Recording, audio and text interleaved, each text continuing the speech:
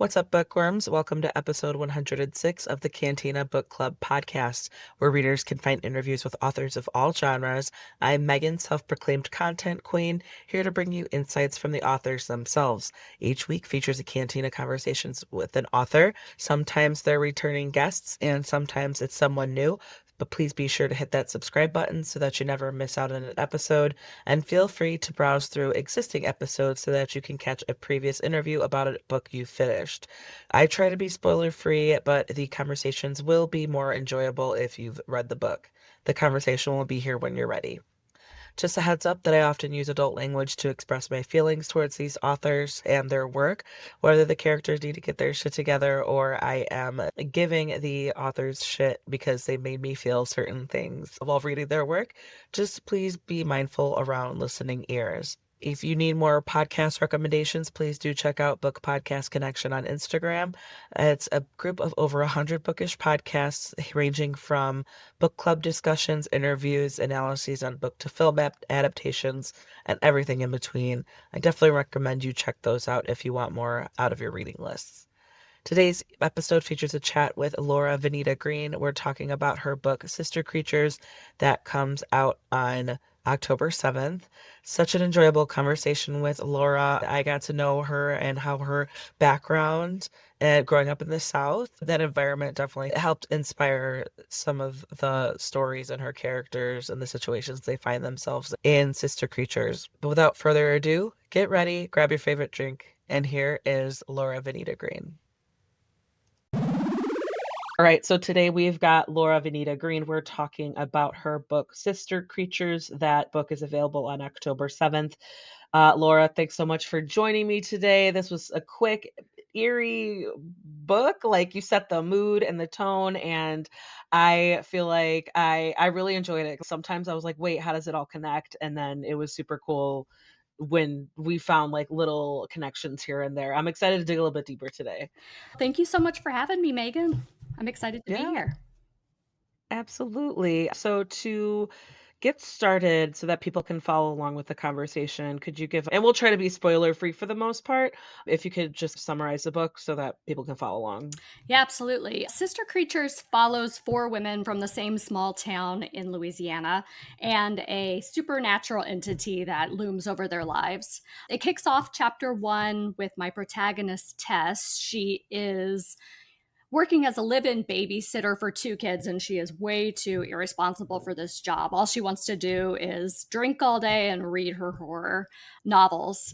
And in from the woods comes Gail, another main character. People in town call her Sister Gail. She lives off grid with her religious zealot parents. And the events of that first chapter inform the rest of the book that spans almost 30 years and takes place in locations throughout the United States and overseas. And elsewhere in town, we've got Lainey, who has a lot to handle with her own sister. So she's over dealing with Tessa's bullshit. And then we have Olivia, very ambitious high school senior who's ready to get out of town, except she falls for her older coworker.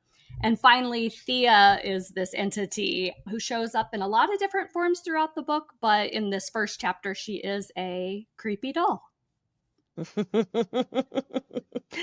I know that was funny, like how I said, just the connections and seeing where that entity, like the entity showed up when I was least expecting it. It was fun and hilarious that way. Cause I was like, wait a second.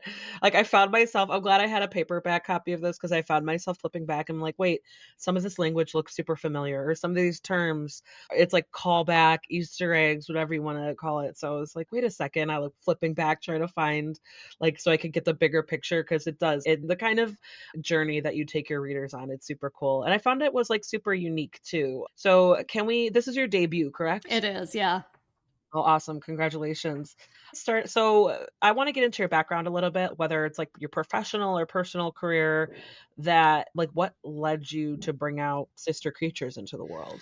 Definitely not a really straightforward or quick journey, but I grew up in rural Louisiana. The town there is Pine Creek, which is fictionalized because the place I grew up is 1,500 people. It's hard to write fiction on a town with that few people. But that's where I grew up, and I did go to college, and I was one of those aimless people who went in for pre-med weirdly and then did not do well and ended up in business, worked in finance for 7 years. And when I was getting my MBA in finance in 2010 during the Great Recession, I think like it Mm. was super depressing, just the idea of spending my life pursuing like a finance career. And I thought my favorite thing to do is write, I mean, is read. And so I'm just Mm. going to try my hand at a novel. I should be able to do that. But 15 years later, here I am with my debut. So it definitely kicked off like several years of just studying and writing as a hobby. And then my husband and I actually rode our bicycles across the United States in 2017. And that was just a lot of time pedaling and thinking, what do I want to do in this life? And really going for it as a writer is what I wanted to do. So I got a little more Yeah. serious. Yeah.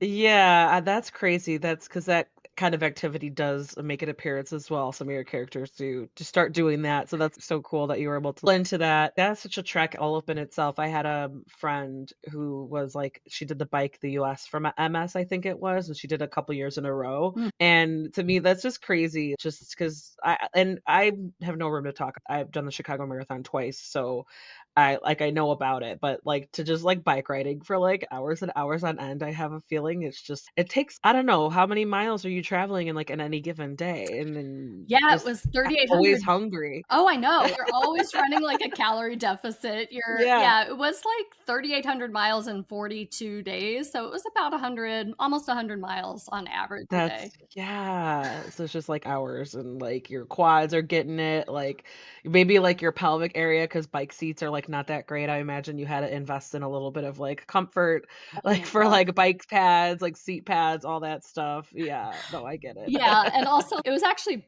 wonderful, but it did take a year of training, but the plains state. So going through South Dakota and Iowa, so monotonous. There was this wind that was like hitting in the exact same spot for 8 hours of riding a day in and day out. And that's why when I was like, why the hell am I doing this? But Yeah. Yeah, it seemed a little bit, like, therapeutic. It did give you a moment to have, not an epiphany, but just a real, like, self-searching and soul-searching, what have you, and that's when you're like, "No, I'm gonna make this happen." totally. Yeah. Yeah. I mean, there is a thing about achieving a goal that big that makes you think, okay, that was hard and I did it. And I'll try this other thing that's hard. I know, 100%. I feel like I've seen that quote, "We can do hard things." I'm like, "Yes, we can. I could do hard things." Like, I have done hard things. I'm, like, in a little bit of a like, a transition myself because I got laid off 6 months ago, and the job market is I got laid off, like, when COVID hit, but I found another job in 2 weeks. So I was like, "Oh, I'll be fine." And 6 months later, I'm like, "Man, like, I know it can't just be me. Like, I know I'm a rock star, and I have, like, tons of years of experience, but I don't know if that's just, like, biting me in the ass right now." But so I'm like, "Okay, I picked up some freelancing projects and I found out that I really enjoyed doing that, like helping individuals and small business owners. Especially I feel like a lot of them are just booming right now where people are like going I go to these craft markets and Mhm. I'll hand out business cards and I've gotten a couple projects from that. So I'm like, you know what, like I enjoy this part of it. Like I get joy out of lowering their anxiety. Like I could do Totally. something for them and they don't have and they can focus on their stuff and that I got so much more, like, joy out of it than that I can't really the motivation and fulfillment that I can't find out of a 9 to 5.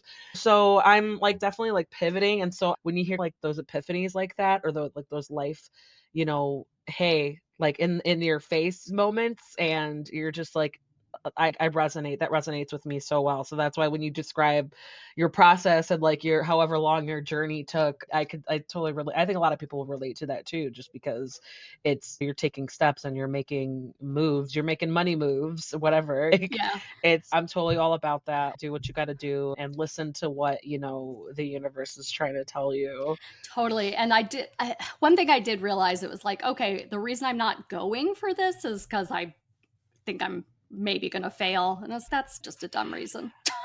Yeah, it is you could say that I like almost about anything, but it's a little bit scarier, but that's, like, what means I feel like that's not a bad thing. It's because 'cause you're worried about failing because it is important to you, versus were you worried about failing? I don't know. Oh, exactly. See, no, but, like, this is no, I'm all about it. Always an advocate for being boss ass and also female rage. Like, no matter how messy and toxic and wrong it is, even if you're wrong, I'm an advocate for you just raging on the world. It's fine. I'm enough. Do it. Like Yeah, I'm with you. I am so with you. like, yes, screw it all. So, okay, so piggybacking off of that, I said like some of your life experiences snuck their way into some of these stories and the characters' journeys. What other kind of did you have to do any research or anything like that? Like anything that you maybe found like a rabbit hole you found yourself down, just anything for clarity, anything fascinating that you learned, stuff like that? I'm not a big researcher when I write, but I will say the first chapter that Thea has on her own, she's a shapeshifter who's just never satisfied with what she has. So she's always looking for something different. And at the beginning of that chapter, I have her killing a rattlesnake.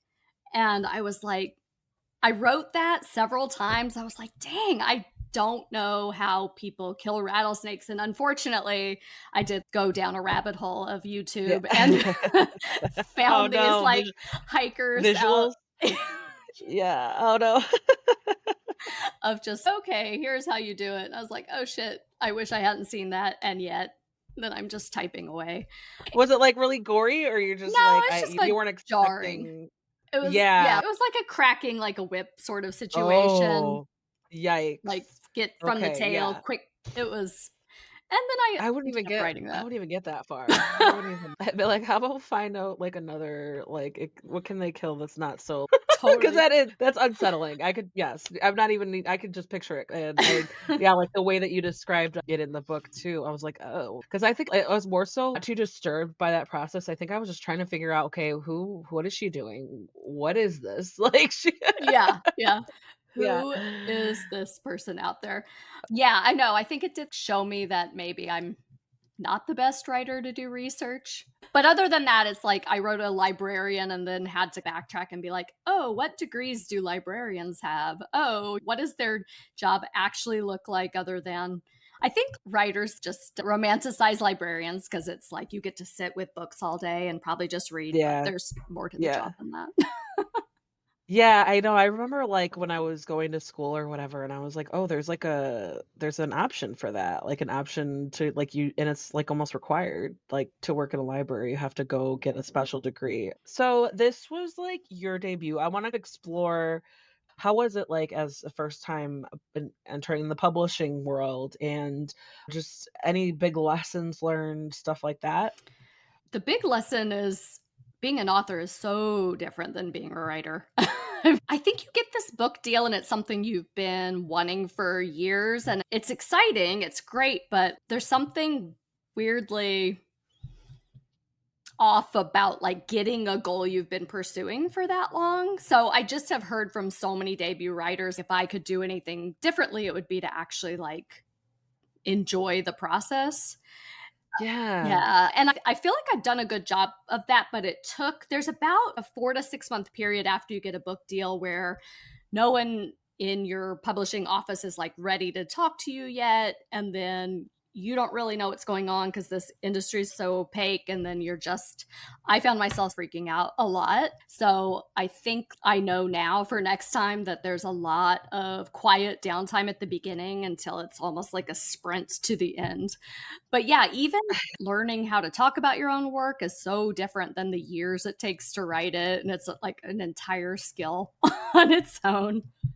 Yeah, I'll tell you, like, that the handful I interview authors of all sorts of experience levels, and either their debut or even if it's, like, a debut in a new genre, like, they switch genres because they wanted to try it or they write it under a different pen name and they're not marketing under the connection to both, or they're switching audiences, like, they wanna start writing middle grade versus new adult or adult, and I think it's so similar, like, your sentiment is so similar, like, they all say the same things where it's, "Yeah, we don't" like, that paranoia or that anxiety is a real thing when you don't hear about it because it is, and even from the publisher's standpoint, they're like, "Oh, yeah, we're interested in this," but we're not ready, like you said, because they're working on whatever, however many other titles.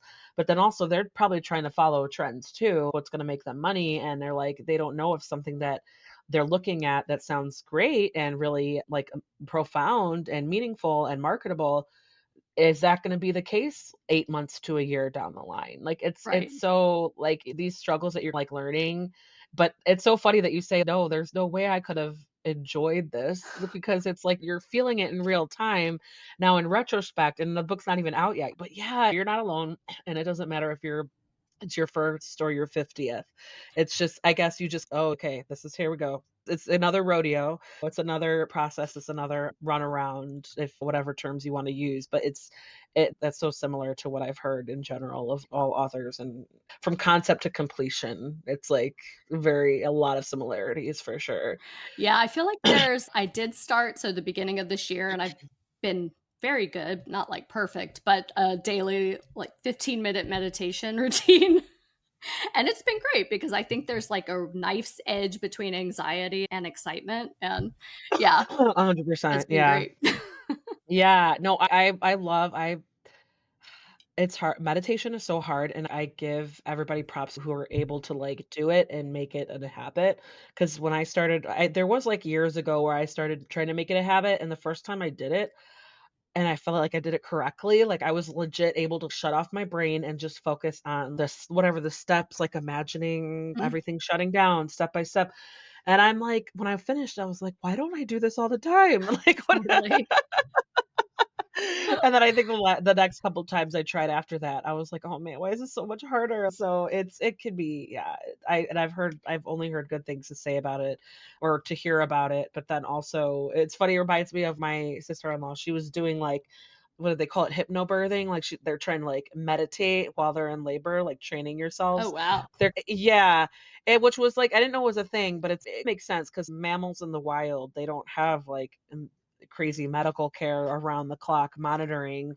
They just go and they listen to their body however many hours it takes. And it's using that approach and centering yourself and just being in the moment. And before you know it, like time is passing and your body is just, you're able to separate yourself to let your body do its thing. And which I thought was like super like interesting and impressive and probably, but I don't know, both times I had kids, the first one, we had to kick him out, like, he was a week late, and they were like, "No, alright, come by. If he's not out, here's your appointment."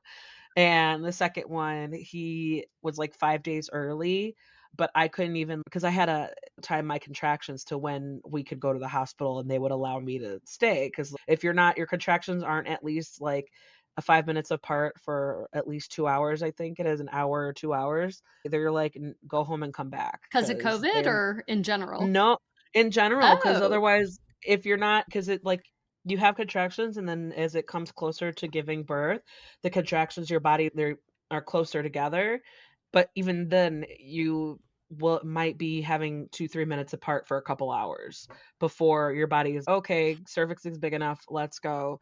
So that's why I had to, like, time it, so I couldn't even relax. I was just like, "Okay," I had to sip on my phone and time it.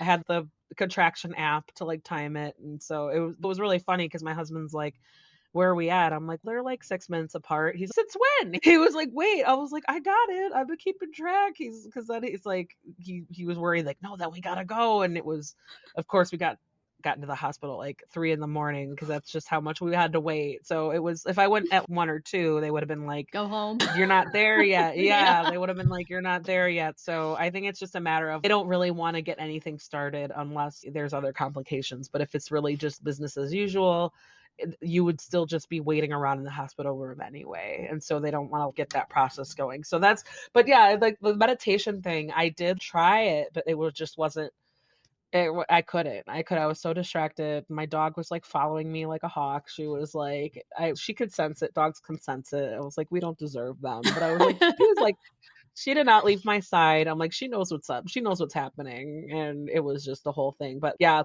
again, like I said, I go off on a tangent. I'm an advocate for meditation. I think it's so important. It's really impressive that you were able to, like, figure that out and make it a habit for a hot second, you know? Yeah, yeah, my very first creative writing teacher back in 2011 11 was Ann Napolitano. I just luckily took her craft class at, like, the NYU continuing ed Yeah, I was gonna thing. say their name sounds super familiar, like, for, like, writer workshops and stuff. Uh-huh. Is that yeah, okay. Yeah, so her book, Hello, Beautiful, was, like, the 100th Oprah pick. So it was just fun having worked with her so early and then seeing her Yeah. career.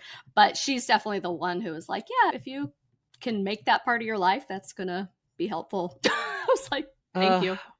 See, now You're I know, right. now you make me wanna try to make space for it in my day, because I think I just remember I was like I remember waking out of it, like, ending it, and I was like I almost felt like a runner's high or, like, just high. I was like I felt, like, so relaxed and, like, a little bit of awareness, but that Mhm. makes any sense, and I was Definitely. just like yeah, and I was like, "Oh, I did it." I was like, "Oh, why doesn't everybody do this?" And then the next couple times I tried, I was like, "Oh, this is, like, hard. This is really hard to, Yeah. like, just really shut your brain off," or I don't know, like, it's so tricky. Yeah. Right, yeah, much respect, and yes, I will also second that advice if you can make space for it to be a thing. I'm all about that. Like, a little bit of a hard pivot here. There's, like, obviously some even dark themes throughout. There's, like, running themes of my mention of earlier, it's not like female rage, but it's, like, female unique issues, like motherhood or a sense of belonging or a sense of navigating relationships, and because 'cause I'm, like, thinking of each of your characters, it's poor Thea, poor Gail, but then also Tess, she's a hot mess, but she knows it, she comes by it honestly, and she's even when she's growing up and she's recognized some of that, like, justification, there was, like, a chapter and specifically where she's just, "No, I've been doing great," and then she falls into the potential content trigger warnings of, like, alcoholism and infidelity and that sense of, like, just the mental health disorders, like, with certain characters, because we'll try to be spoiler free with certain characters that we reconnect with towards the end of the story, and, like, just these troublesome, like,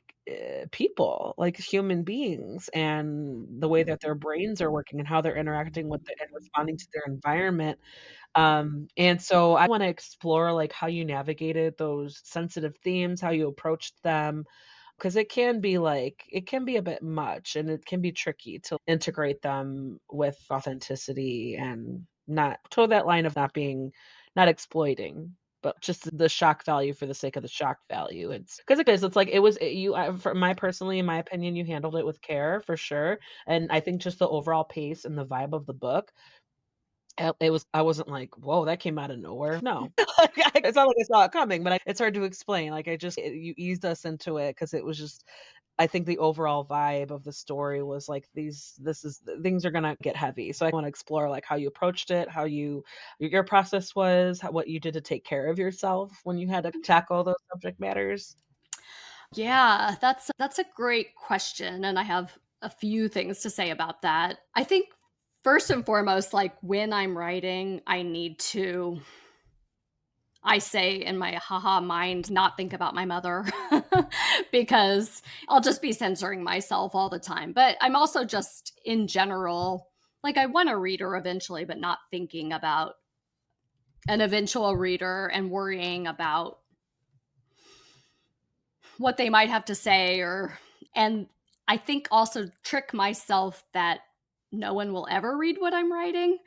And then way down the road after lots of revision and you're a little bit further away from it and you read it and I guess what I can say is I reread this book and it feels very true to my soul and my inner life. So I felt okay with anything that was in there because I didn't feel like anything was, like you said, written for shock value or fake for these Mhm. characters. But I wrote most of this book during the pandemic and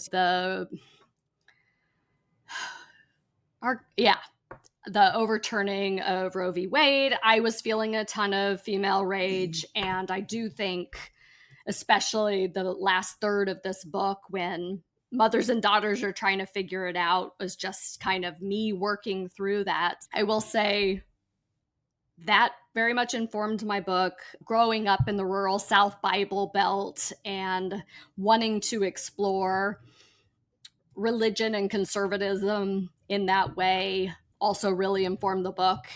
And then I'm a big horror fan, and like gossip makes me super nervous, but like I can get into it too. So there's just all these things. Oh, and I will say there's just been some mental health challenges in my family. And so it's just, I think writing for me has been a way to understand what I actually think about things and kind of work through my life and my observations. And so I really just, I think, felt that I knew these characters and just followed what I felt their journey was. Yeah. Yeah.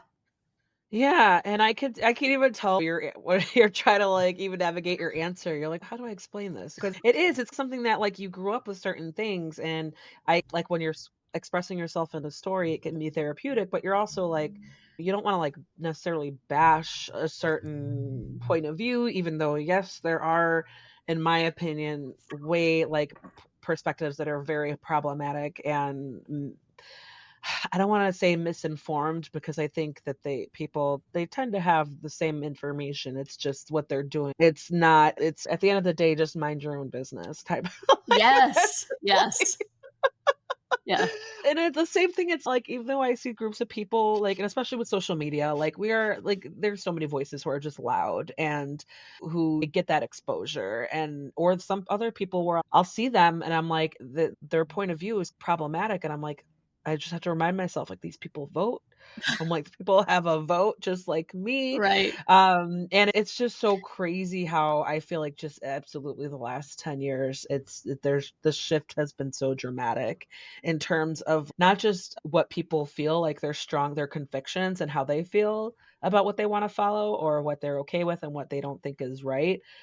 And I think it's shifted to where they're like, "Oh, no, now we can make people think the same way." Or if they don't think the same way, too bad. I'm gonna support people who can make change for and it's just and again, it's like it's all their algorithms. Is my algorithm helping me or hurting me? Am I only seeing what I'm agreeing with versus so I do my best to just I just wanna be like mindful and I also want to be aware. Even if I don't agree, it's still good to be aware of, oh, this is like people do agree with this sentiment and that's no wonder things have been like so fucking back ass words and crazy and everything. So no, yeah, it's absolutely like with the religious trauma that people go through. Years later, they're grown-ups and they're like, "Oh, like, this is religious abuse. This is, like, PTSD," and also, like, even like, I grew up not in a small town, but, like, some of the small town fiction I read and some of the stuff that I hear coming out of it, a lot of it is similar where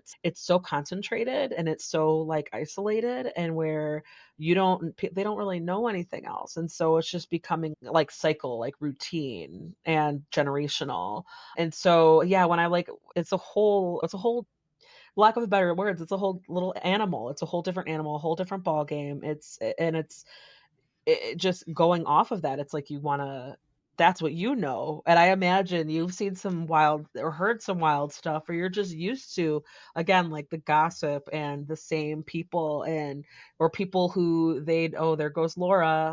Even if they've never met you, they know exactly who you are. Oh, Oh, like, yeah. it's just from knowing people, so I totally appreciate, like, that struggle and you just noticing that and really incorporating and staying true to that the sentiment, the overall perspective of people who grew up in that isolation, especially I think it was Olivia I felt for her too, because she was just constantly seeking, like, approval from this woman, and then she didn't seem to really know why herself, and then even when I loved her last chapter when she was older and how that turned out with when she reconnects with the With daughter, Casey, and yeah. yeah, I loved that because it was just like and yeah, Casey's kind of a bitch, but then she was, like, what, 13 when this all went down, so it's just and then she even said, she's, "Yeah, trust me, last time I know I didn't see you last time you came here, but I heard about it," like, Yeah, it's you just need to watch what you say. Yeah, being in a small town, I've lived in New York City now 6 years, and I love it because, like,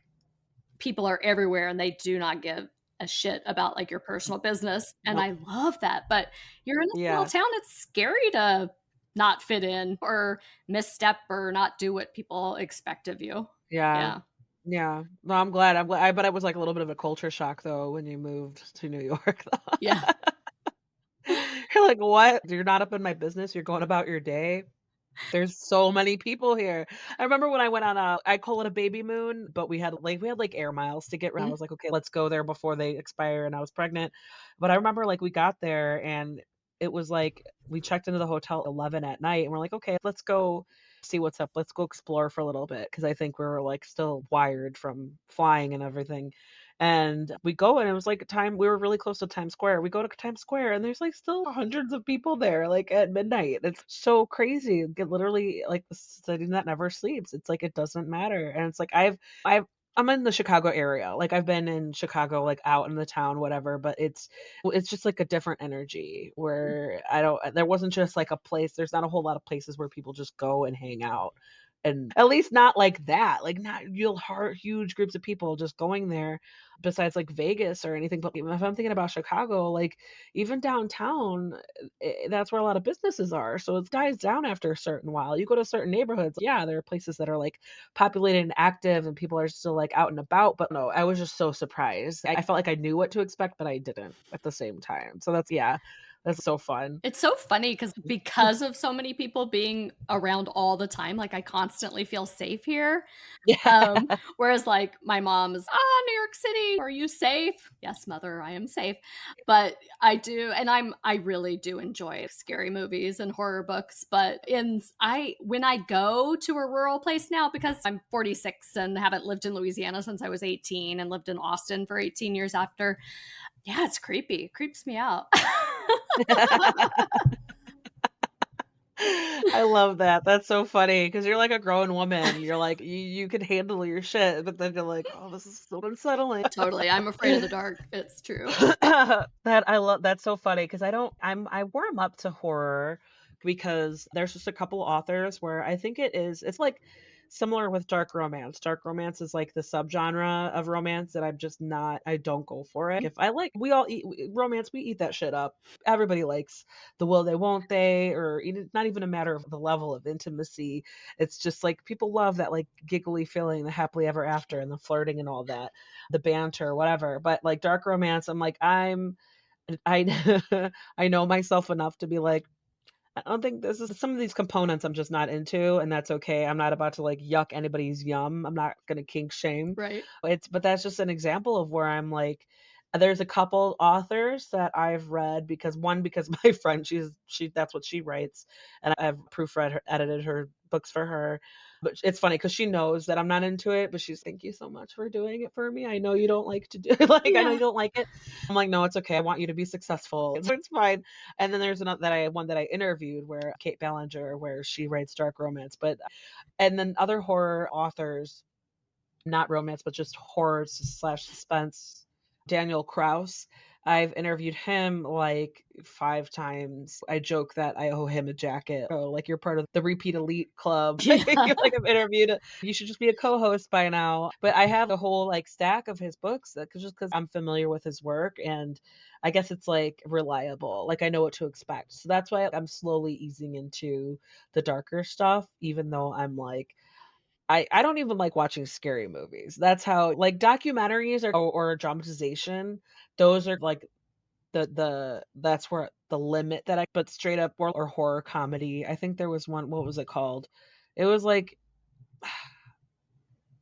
it wasn't Annabelle. It was like another A name. The movie was she was like a 12-year-old like ballerina, but she was like a daughter of this like mogul, like this Russian mafia, whatever, and they took her hostage Oh, is she a vampire? because I didn't yeah, see it, but you're I talking can, like, about just picture the preview. Yeah. yeah, yes, yes, where they're like, "I'm sorry what I have to do to you," or "I'm sorry what's about to happen." They're like, "What?"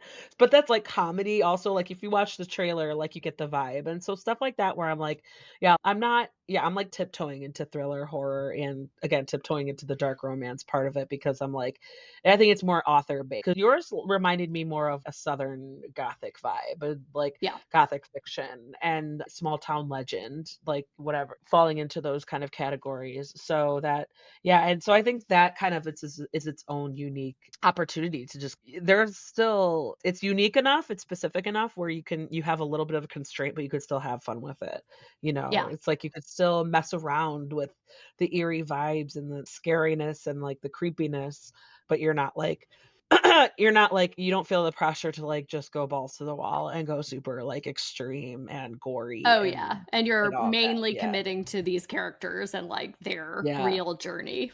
Yeah, sure. Yeah, and yours is, like, unique in the structure because it almost presents itself as, like, a series of short stories, because there are, like, kind of time jumps, Mhm. and it's you're following 4 different POVs, and so, was that, like, just how it happened? Like, that was how the ideas flowed, or did you structure that on purpose, like, how you wanted to put the story together?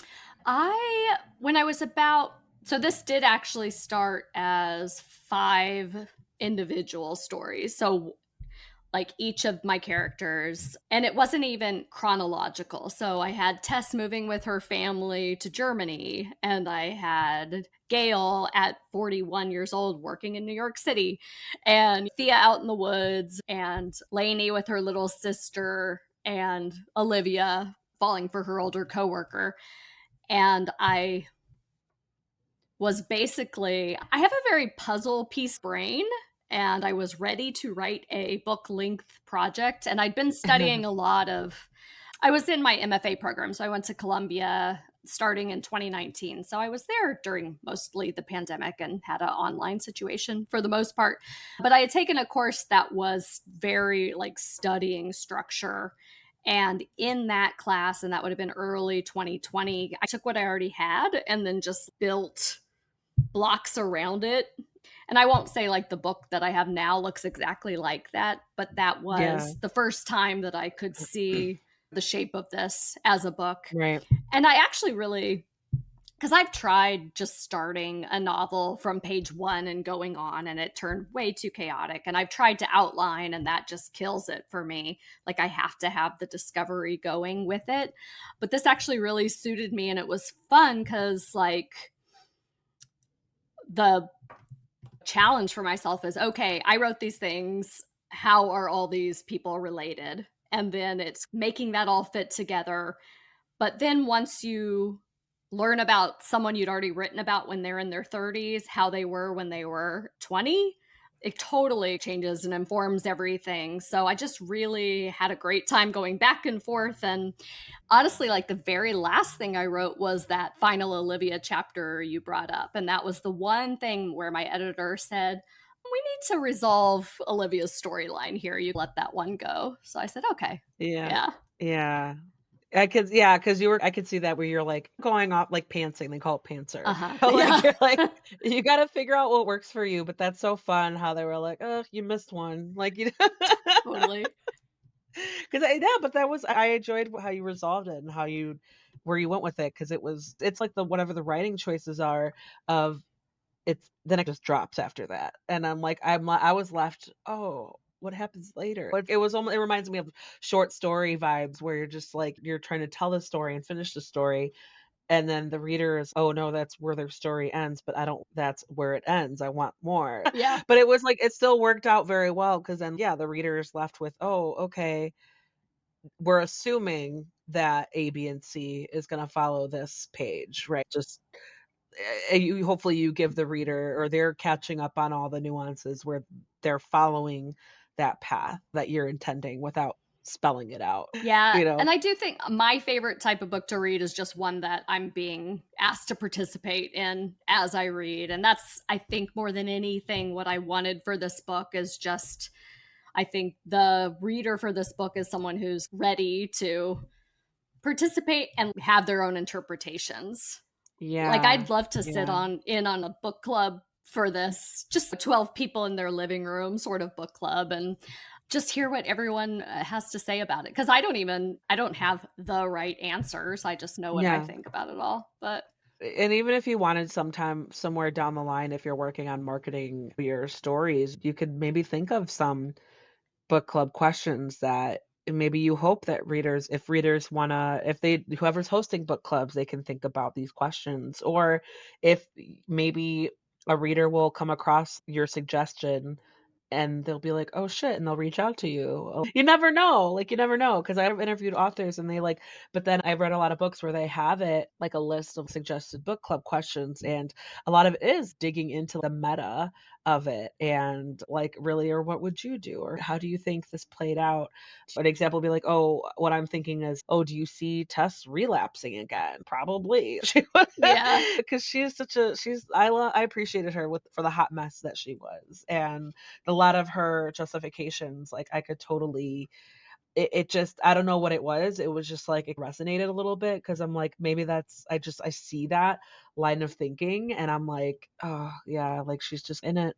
She's just in it. Yeah, and And that's my thing. I think this book has just a ton of coming of age moments, and I don't think coming of age is just when you're going into adulthood. I think like our entire lives we're making mistakes and surprising ourselves and like we're just always trying to figure it out. I yeah. mean, I think Tess is headed in the right direction, but I doubt she has a linear path ahead of her. Yeah.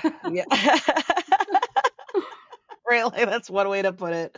Oh, that's so funny. That's just a few more questions, but I definitely want to I wanna throw these at you. So this one's a two-parter. What were the most challenging parts to write? What were the most enjoyable parts to write? The most challenging were the Lainey storyline. So her chapters. And I think it's because, first off, she's been with me since 2012. I tried to write her journey as a linear novel, and it just was not working.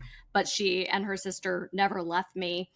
But it's so much kind of easier to write a character who just has a big attitude or is judging people all the time or gossiping. And Lainey's just super nice. Like she's just a competent person, which I love for her. But it's really hard to rely on something other than her voice and attitude. But I also think I got into some emotion in that sister relationship that maybe I got to because I couldn't rely just so much on her and her voice. So that was the hardest. The most fun, probably I love writing speculative fiction. And so just incorporating Thea into this book and putting her in all these situations and through the woods in Germany and like the woods in Maryland. She's always in the woods, but Yeah.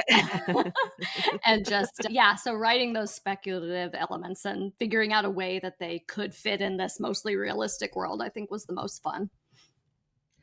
Yeah, and I could tell that was a fun part because it definitely helped add that eerie vibe and that like lore, like the folklore part of but then it was also like keep it was for me as a reader, I'll speak for myself, but it kept me on my toes because I was like, Thea again? I was like, "What is she doing?" Like, you know what? Wait, she's back? Or I was like, "Oh," like just seeing how this overarching like entity is like affecting everybody or just like the hearsay or the gossip and just with the all the creepy points like creepy characters. What was it? Those the acapella brothers, Yeah. the triplets, and it was just like something like that they did. I mean, an appearance in another part of a story and a different story, and I was just like, that's where I was like, I'm flipping back and forth. I was like, wait, so it just kept me on my toes and just the creepy stuff, and it was that I had fun with that too. So I could tell that you had fun, like just keeping that going for sure. Cool. Yeah, I will say that's just the type of stuff that shows up in my imagination and I write it and I think, "Oh god, do I have to delete that?" And then I just no, I don't. Yeah, so you kinda set it off to your editor or whoever's your people on your team, and you're just, like, side-eyeing, like, "What are they gonna feel about it?" Totally. Yeah. That's so funny. I love that. What do you hope readers get out of Sister Creatures? I think honestly, I think every reader's gonna get something different out of this book. I hope a reader brings I think I wrote a very specific book about one woman's take on what it feels like to live in this country, and that I'm hoping that can feel really universal for people putting their own experiences in there. One thing I really take is just that we're all really complicated humans that contain entire worlds, and that's really amazing, but also hard to handle. And there's like a wilderness in our souls because of it, and that we all have our own individual ways of coping. and that some are, I don't know, healthier than other ways, but that we basically have to deal with our own shit so that we can be there for the ones we love.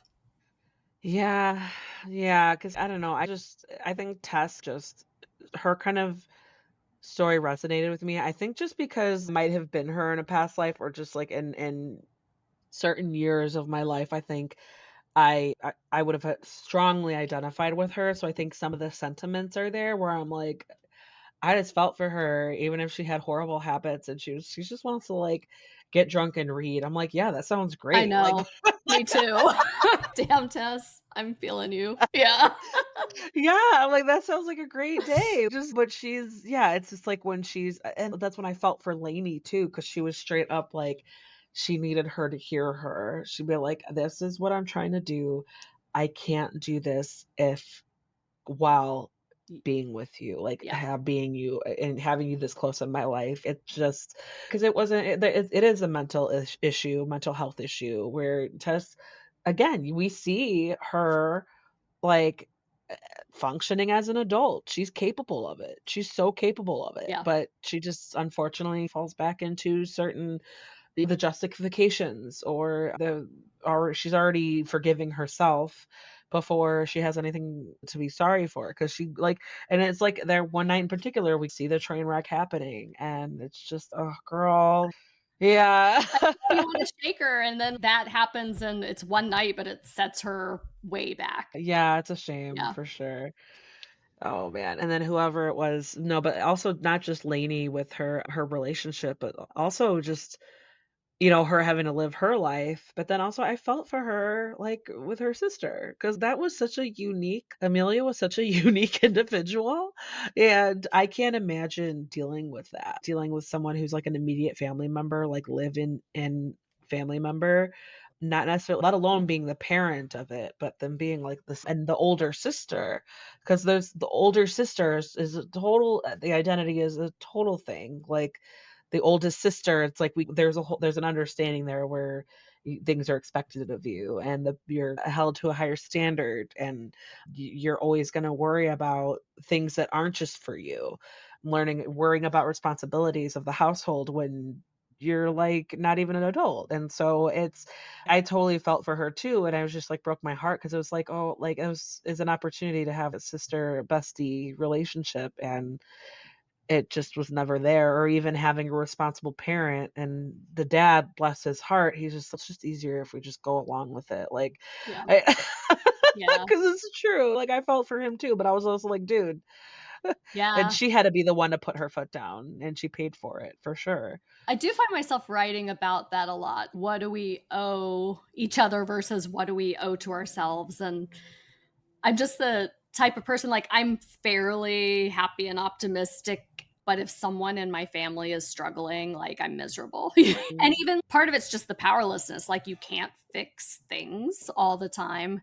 And so, yeah, with Lainey, it's I don't even if she'd stayed, I don't know what she could have done other than had a yeah. smaller life for herself. Oh, I'm gonna throw this at you too. What advice would you give to your characters? And I usually ask for specific ones unless you feel like you are comfortable with offering advice to all of them. I feel like I'm never been a human very equipped to give advice, but I think So, yeah, if you wanna start off, what advice do you have for Tess? What advice do you have for Olivia? And then if you feel like you wanna give advice to the rest, go for it. okay, so with Tess, I think it's really just there's never going to be a time in your life when you can handle alcohol. So just I know it's going to creep up in your mind that maybe now I can, and she just never will be able to do that. So I want to let her know that. Actually, so with Lainey later on when she has a stepdaughter, Mina, that shows up, I just wish I could tell her to like not be so hands off there. I think she just doesn't want to overstep, but is Yeah, limiting the type of relationship I think that could be possible for her there if she would just get over herself a little bit. and you could tell Mina she wants it She too. does. Like, Yeah. she was like, I don't "I think want you" Lainey can quite yeah. see that. I think she's used to receding into the background, but Or I think just her experiences with her sister, she was just like, I Yeah, don't need to look out for you, do I?" Like ex totally, yeah. Yeah. I think Olivia needs to stop telling other people's stories. She's just really careless with, like, how she talks about other people and gives up their stories. Yeah. Oh, yeah, it's trust me, gossip is it's a guilty pleasure. I get it. I get it, but yeah, there's a point where it's, "Girl, you're a grown-ass woman." Yeah, there's Like, some consequences to that shit. Come on. yes, especially when it comes to her bike travels, and that was just like, oh, that was I was, like, proverbially, like, on the edge of my seat. I was just like, "Oh, wait," like, because I could sense the anxiety through the page where she was like, "Actually, no." She would like, the one time she was, like, letting Valerie take the lead, Mhm. and then Valerie was like, "Why didn't I was figured you'd tell me no." That's who you are in my life. Please do your job. Yeah. And then yeah, but once Uh, you say it, you can't unsay it. Yeah. yes, yeah, and she learned that yeah, that was, like, such a kudos to because that was such, like, a subtle but, lesson learning opportunity for her, where it Mhm. was just, like, she learned the hard way of, "No, you can't take it back," and poor Gail. I know. I don't have advice for Gail. I think her life's just a lot harder than mine ever was. I know, I felt for her too. I think just characters, if you do it right and you let the reader in enough where they can connect enough, like, they will feel for them. No matter how, "Oh, we know they're a hot mess. We know they're a train wreck. We know that this is if I saw them in person, I would stay away." Right. Totally. But on the page, I'm just like, I feel for them. Mm. So I'm right there. Yeah, I totally feel it. There was just moments where I'm like, oh, like, I don't know how I'd react to the town mystery feral teenager showing up in my backyard and trying to be friends and seemingly normal, but that is just, "Okay, if you're gonna hang out, we're gonna give you a bath." Yeah, Like, I don't totally. And I know there's something going on with you, and I don't really want to have to deal with that, so I'm not gonna try very hard to figure that one out. Gosh, like, it was so those are, like I think, like, some of the format that you chose of, like, to structure it, I think that that's where that comes in, like, super strong, because I don't know, some people might be like, "Oh, this is like short stories." I'm like, "Not q like, Yeah, it's not quite, like, it's all there." yeah. It's all there, but, that was just moments like that where I was just like and I take notes, and I'm like so I could see how, like, little unhinged moments when in my notes where I'm either reminding myself of what's going on or identifying characters and then just kind of like a report, but then I'm like interpretation of it. And I'm like, ah, they're keeping them from each other. Holy shit. And then I was like, oh wait, it's the mom. Holy shit. It's like there was a point where it's boom, holy shit, like where Yes! I'm just like, yeah. And I just have Thea in all caps. I'm like, Thea. She worms her way So in, it's just she she does. She does, and it's just again, that's I hope that if I were to encounter a Thea, that I wouldn't give off how frightened slash judgmental I might come off as, because I could totally see myself seeing a woman with that description and being like, you know, Yeah. but then it's like I see it in a book, I'm like, oh girl, it's okay. Yeah, I wish someone would help you. Totally. What are these other characters doing? But then in real life, I'm like, no, it's not my problem. It's not up to me. Not up to me. Same thing with, like, ghosts. If I read, like, some characters, like, they're dealing with a paranormal, spiritual, like, that kind of entity thing where I'm like, "Oh, no." Like, I don't necessarily believe in them, but I had a experience with the Ouija board where I'm like, I just don't fuck with it Oh, anymore. yeah. So I'm No. like, I'm not denying that it's a possibility because of the certain instances where I'm like, "Okay, if you there's a ghost in my house, you could chill here, you could be here, don't bug me, don't bug my kids, don't scare my dog." Mhm, and I will leave you Like, alone. Yeah. yes, like, we can exist harmoniously as long as you're not just read the room. Yeah, totally. I just live unbothered, but I'm also, like, compromising. I'm like, "We can chill, like, it's okay, like, just don't scare the shit out of everyone here." Uh-huh. Like, it's Yeah, because I'm the that's where same. I'm mine not would like go. a solid believer, but, like, I admit there's some stuff out I there. can Yeah, I'm not denying it's unexplained or speculated, like leftover energy or spirit or somebody somehow a loved one giving leaving signs behind at random points, or you're receiving the message that you feel in your heart. No, that's as I'm sending this to me. I'm not denying that because I could totally believe it. I could totally believe there's something. But yeah, I'm not gonna be like chasing. I'm not gonna be chasing them. I'm not Totally. gonna be like deferring to that for every instance, and there's this level of respect. Like the deep ocean, I'm like, I have no interest. Yeah. I'm gonna whatever is there has my respect. Like, I love reading about witchcraft, but I'm never They gonna mess with that shit. Yes, No way. yep, that's why I'm like, "Do not burn them. Do not, Mm, because your generations will you never know. yeah. You never know what's gonna happen." No, trust me, I'm not denying it. I guess I haven't seen proof that it's not possible or doesn't exist. I've seen proof that, like, maybe, but I Yeah. haven't seen proof that no, they definitely don't exist. This is definitely impossible because it's just it's a whole, for lack of better words, it's like a whole 'nother, like, plane or realm where nobody's even there are a specialized group of people who are interested in that, and I'm just not one of them. Just not one of them. Yeah, It's okay. I'm with I'm gonna you. live my life, staying in my lane. I 100%. Oh, that's so funny. Okay, so Laura Venita Green, what is next for you? I know the book hasn't quite come out yet, but do you have any ideas of what you're gonna work on after this that you could talk about? Yeah, I've spent this year just casually working on a couple different novel ideas, and I think next year I'm gonna have to choose one and go for it. But I'm working on an idea again in Pine Creek, Louisiana, with some of the secondary characters that never left town. And then I'm also trying to write this Catskills, New York book in a isolated institute for artists and scholars. Yeah, so I won't say too much plot wise, but I think I'm always writing about like obsession, what I said, what we owe each other versus what we owe ourselves. Yeah, like how many different people we are in this one life. So, yeah, I've got a ways to go, and I'm being very casual during this get a book out year, but I'm excited.